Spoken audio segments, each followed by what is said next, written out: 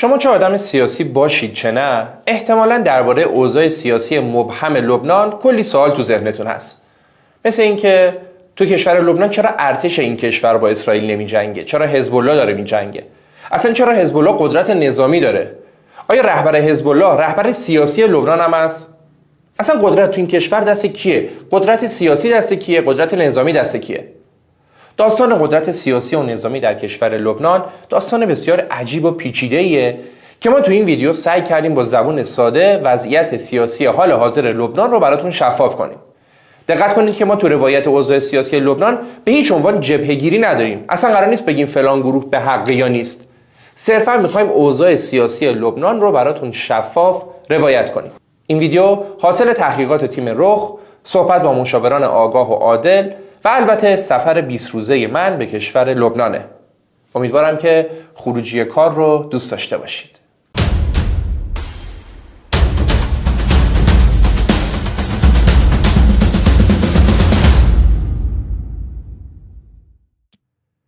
اگه بخوایم شرایط امروز لبنان رو بررسی کنیم، باید برگردیم به جنگ جهانی اول و زمانی که عثمانی‌ها در جنگ جهانی اول شکست خوردن و بعد از جنگ سرزمین‌های عثمانی به چندین کشور مختلف تجزیه شد. یکی از این کشورها هم لبنان بود.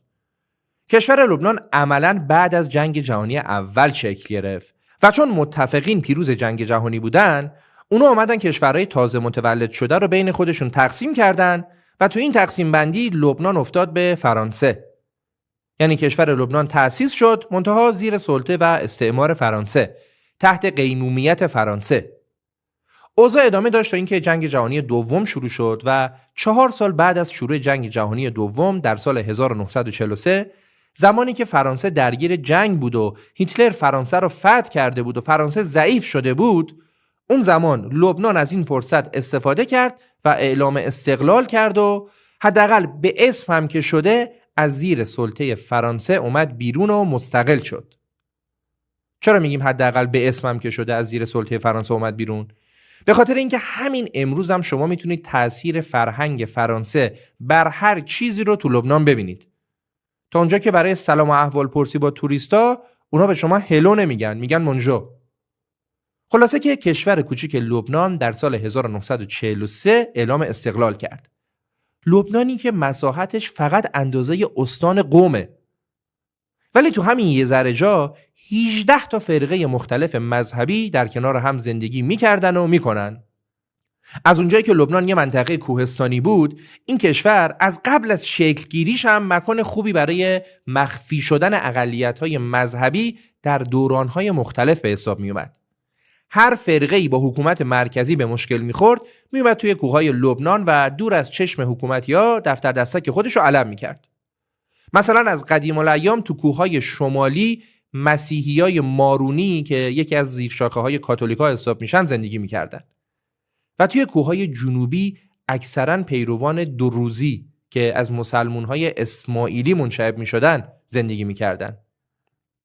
در کل اکثر قریب به اتفاق فرقه‌هایی که در لبنان هستن یا مسیحی‌اند یا مسلمان‌های شیعه و سنی و این سه تا گروه تا زمان استقلال لبنان هر جور شده خوب و بد با هم ساختن. البته که جمعیت مسیحی‌ها یکم بیشتر از مسلمان‌ها بود.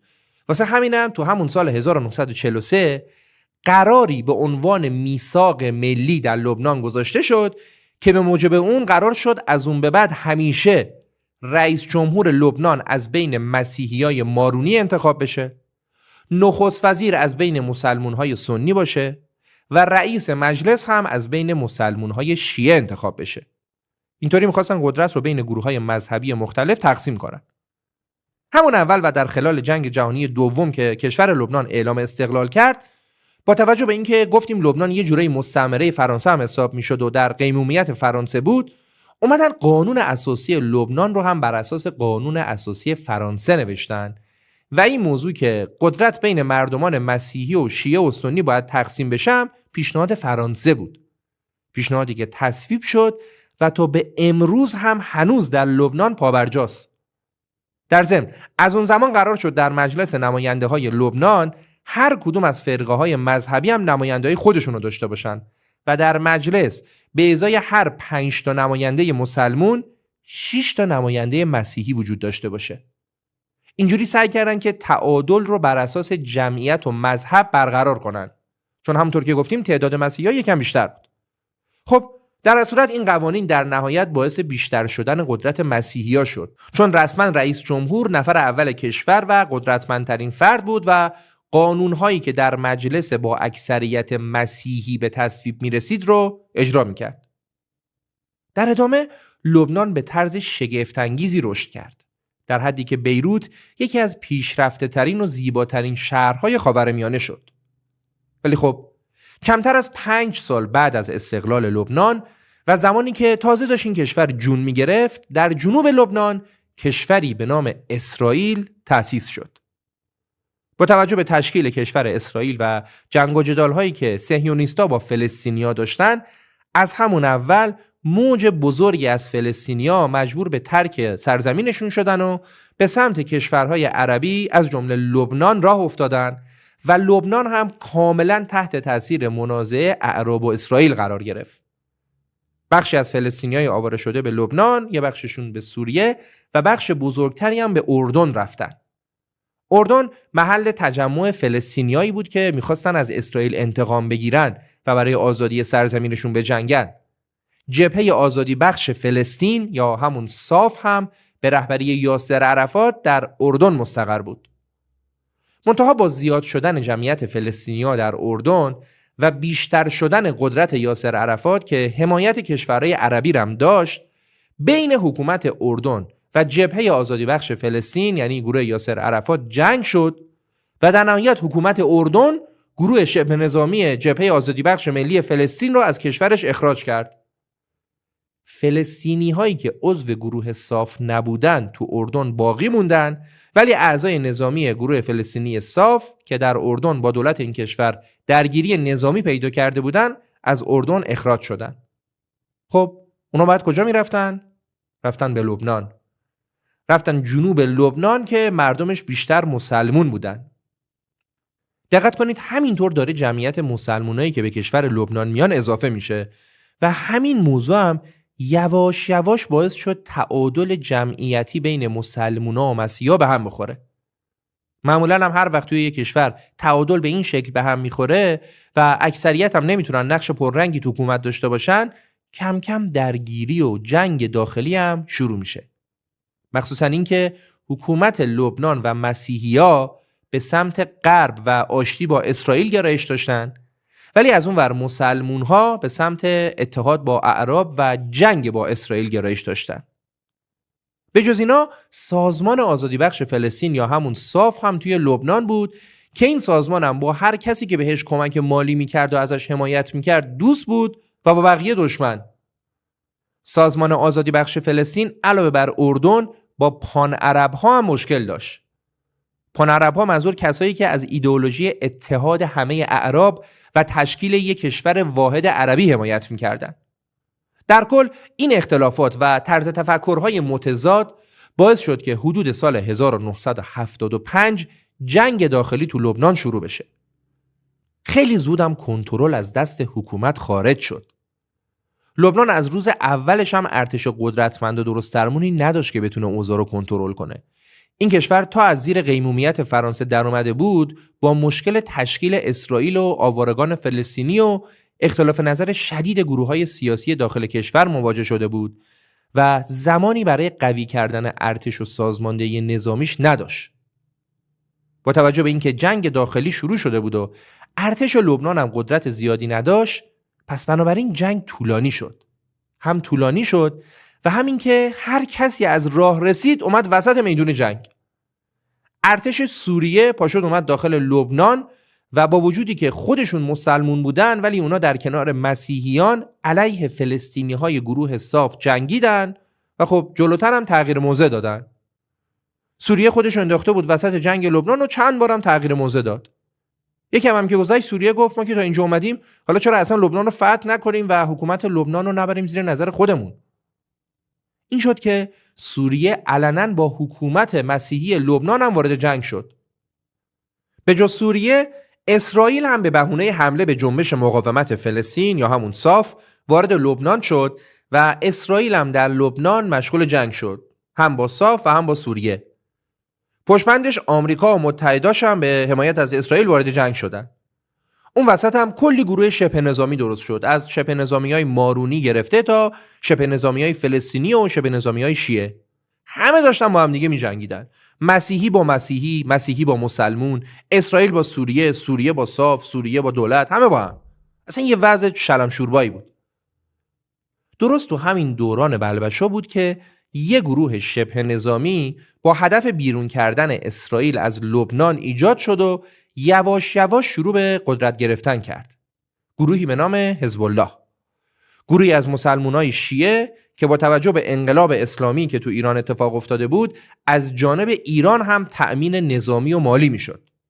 حزب الله تو جنوب لبنان که اکثریتشون مسلمانای شیعه هستن تشکیل شد، در حالی که جنگ داخلی لبنان متمرکز در بیروت در مرکز لبنان بود. یعنی چی؟ یعنی باید به این نکته توجه کرد که حزب الله هیچ جای جنگ داخلی لبنان نبود و اصلا دخالتی تو جنگ داخلی نداشت.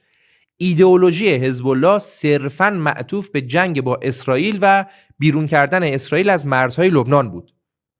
اسرائیلی که از جنوب لبنان به داخل این کشور اومده بود و از شهرهای مسلمان نشین عبور کرده بود و اونجا رو اشغال کرده بود و تا وسط کشور لبنان یعنی شهر بیروت هم رسیده بود. حزب الله گفت من به جنگ داخلی کاری ندارم و تمرکز ما فقط جنگ با اسرائیله. همین شد که خیلی از گروه‌های مسلمان و ملی‌گرایای دیگه لبنان جذب شدن و یواش یواش حزب الله قوی‌تر شد. خب بعد از تأسیس حزب الله در سال 1985 از یه طرف جنگ داخلی در لبنان و در بیروت همچنان ادامه داشت و از طرف دیگه جنگ و درگیری حزب الله با اسرائیل در خاک لبنان ادامه داشت و این اوضاع 4 سال دیگه هم طول کشید تا اینکه در سال 1989 بعد از 15 سال جنگ داخلی بالاخره توافقی به نام توافق طائف بین طرفین دعوا به عنوان توافق آشتی ملی امضا شد. یه توافق خیلی مهم که باید خوب بدونیم که چی میگه، به نام توافق طائف. به خاطر اینکه این توافق در شهر طائف عربستان و با میانجیگری عربستان و چند تا کشور دیگه حاصل شد، اسمش رو گذاشتن توافق طائف. و همه طرفین جنگ در لبنان در ظاهر هم که شده با این توافق موافقت کردن.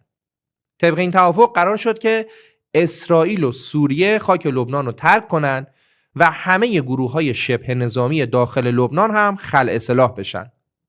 البته طبق این توافق به حزب الله اجازه داده شد تا به عنوان یه نیروی مقاومت و نه نیروی شبه نظامی همچنان مسلح باقی بمونه. چرا این امتیاز رو بهش دادن؟ به خاطر اینکه زمان توافق طائف دیگه حزب الله قوی شده بود و چون لبنان ارتش درست حسابی نداشت، گروه‌های سیاسی دیگه هم بعدشون نمی اومد که یه گروه نظامی قوی جلوی اسرائیل وایسه و مانع اشغال لبنان بشه. خب توافق انجام شد، ولی نه سوریه از لبنان رفت بیرون و نه اسرائیل.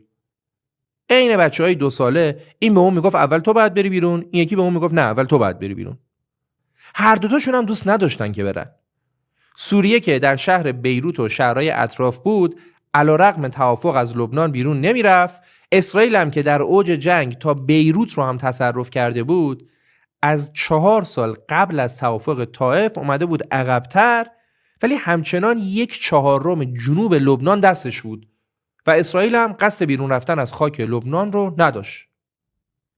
برای همین از سال 1989 که توافق طائف انجام شد تا سال 2000 اسرائیل با حزب الله درگیری‌های نظامی زیادی داشت که یکی از مهمتریناشون که حتما باید بهش اشاره کنیم درگیری‌های سال 1996 بود که در عرض 16 روز حزب الله صدها موشک به سمت اسرائیل شلیک کرد و اسرائیل هم همینطور و جنگ خیلی اوج گرفت و کلی از غیر نظامی هم کشته شدن. جنگ ادامه داشت تا اینکه کشورهای دیگه اومدن وساطت کردن و آتش بس برقرار شد و حزب الله و اسرائیل یه توافق بسیار مهمی رو با هم داشتن که نمیدونم چرا کمتر جایی درباره‌اش صحبت میکنه. توافق 1996 که به توافق آپریل هم شناخته میشه چی بود؟ توافق این بود که آقا ما با هم دیگه جنگ داریم باشه، ولی از این به بعد فقط نیروهای نظامی و پایگاه‌های نظامی همدیگه رو بزنیم و کاری به مردم عادی نداشته باشیم. نه من مردم عادی رو هدف قرار میدم، نه تو این کارو بکن.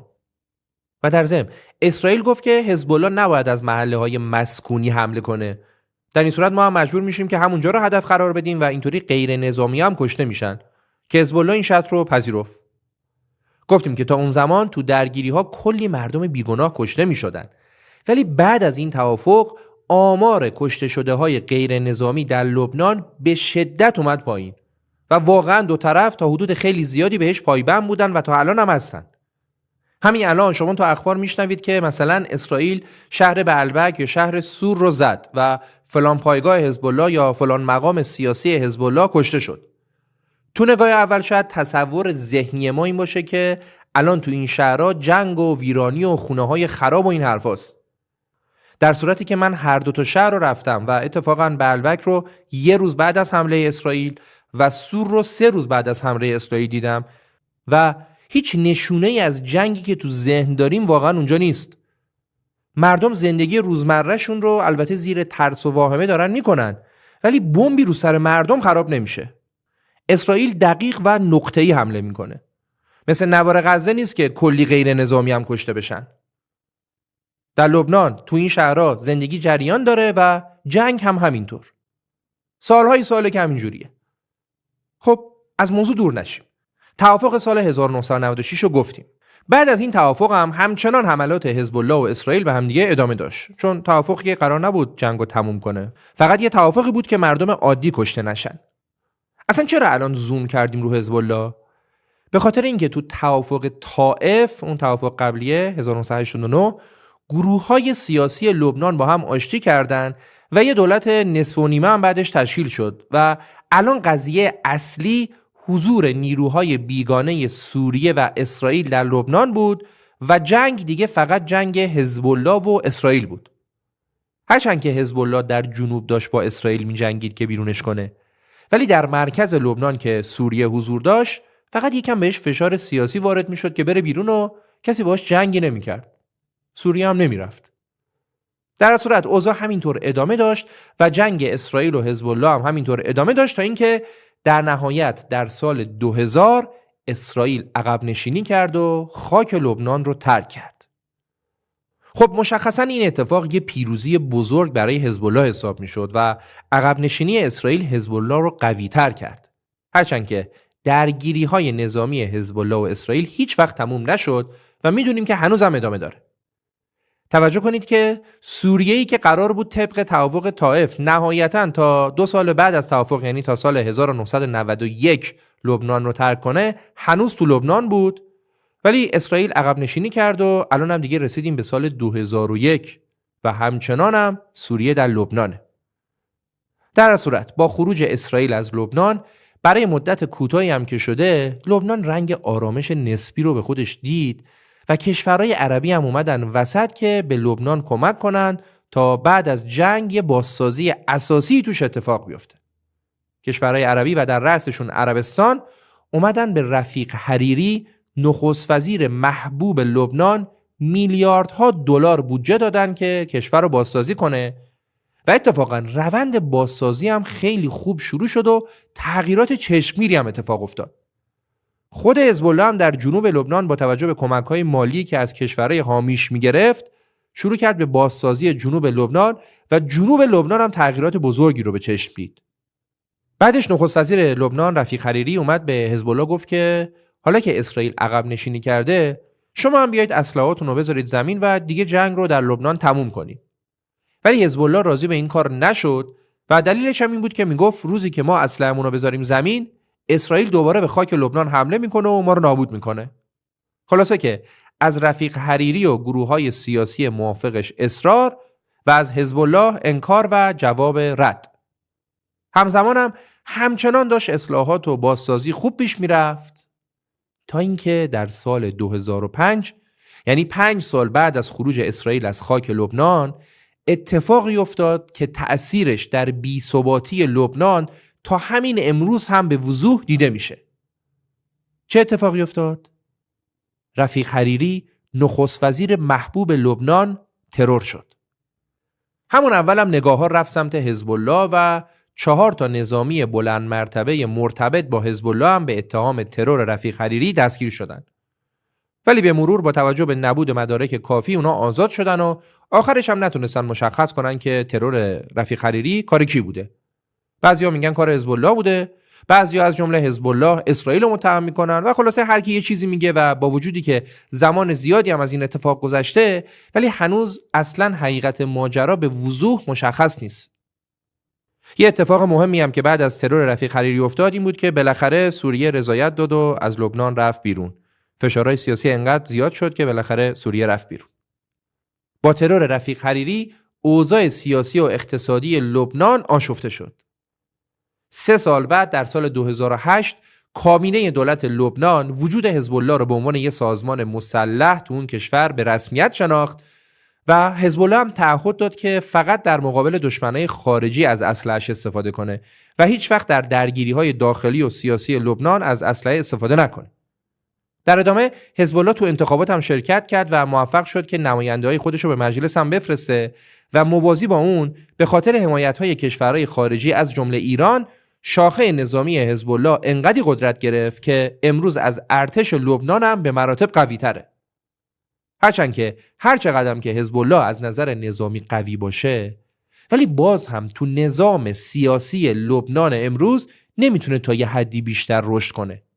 همونطور که قبلا گفتیم نظام سیاسی لبنان از اول به صورتی بود که عمده قدرت دست مسیحی‌ها بود. حالا بعد از همون قرارداد طائف که بالاتر درباره‌اش صحبت کردیم یه سری اصلاحات انجام شد که در نهایت باعث کمتر شدن قدرت ریاست جمهوری که حتما باید مسیحی مارونی باشه شد و علاوه بر این تعداد کرسی‌های مجلس هم بین مسلمان‌ها و مسیحی‌ها به صورت مساوی تقسیم شد. جمعیت لبنان هم روز به روز از تعداد مسیحیانش کم میشد و هنوز هم داره کم میشه و به تعداد مسلماناش اضافه میشد و هنوز هم داره اضافه میشه تا اونجا که امروز فقط 1/3 جمعیت مسیحیان. دلیل این موضوع هم اینه که تعداد مهاجرین مسیحی به خارج از کشور خیلی زیاده و تعداد مسلمانایی که به لبنان اضافه میشن هم خیلی زیاده. حالا زاد و ولد بیشتر مسلمان‌ها نسبت به مسیحی‌ها و عوامل دیگه هم به کنار. خب گفتیم که بعد از قرارداد طائف تعداد کرسی‌های مجلس هم بین مسلمان‌ها و مسیحی‌ها به صورت مساوی تقسیم شد. قبلا به ازای هر 6 تا مسیحی 5 تا مسلمان بود. الان قرار شد تعداد برابر باشه.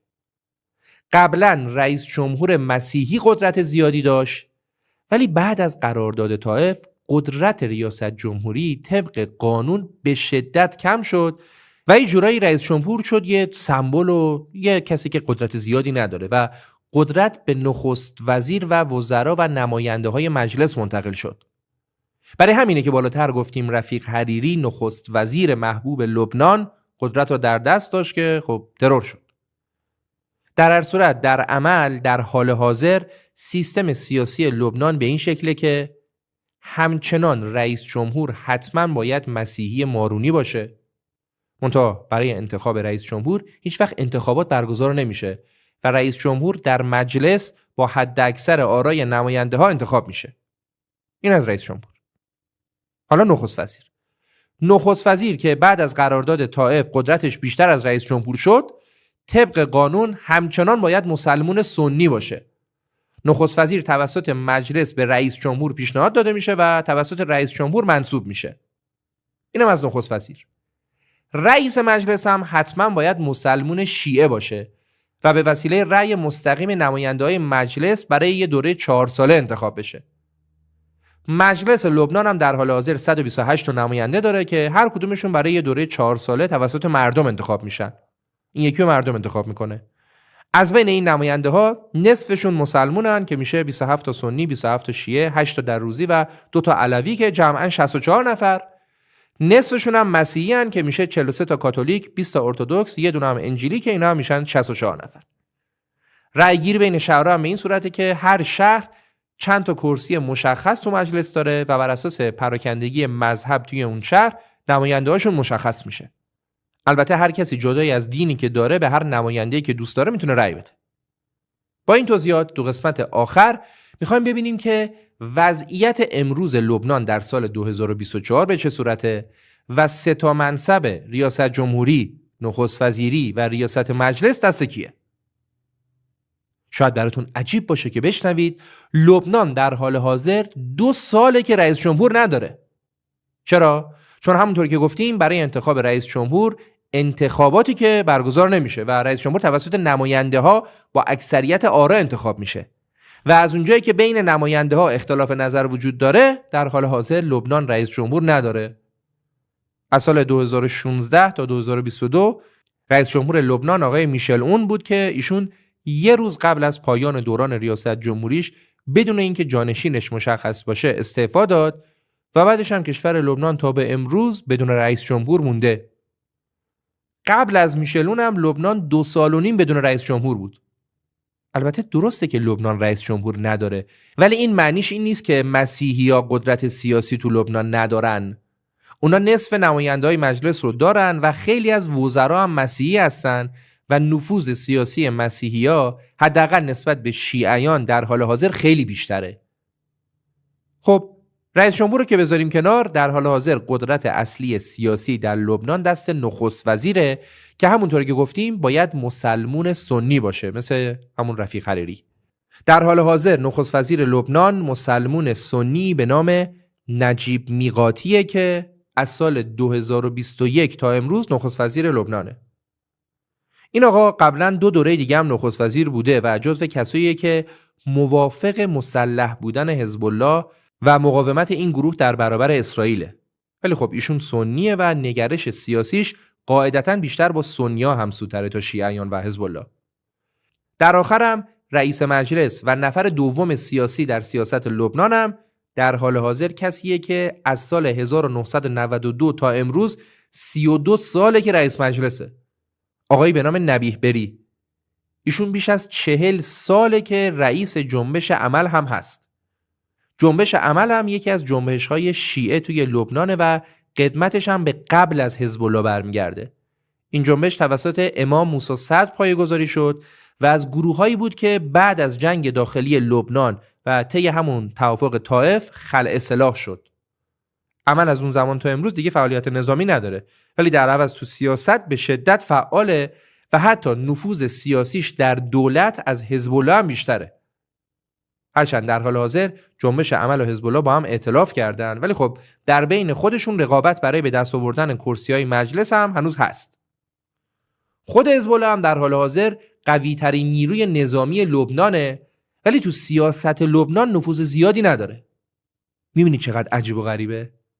این اوضاع آشفته و داغون سیاسی و نظامی کشور لبنانه که راستش متاسفانه با گذشت زمان نه تنها اوضاع بهتر نمیشه، بلکه معادلات سیاسی به سمتی داره میره که اوضاع هر روز بدتر از دیروز میشه.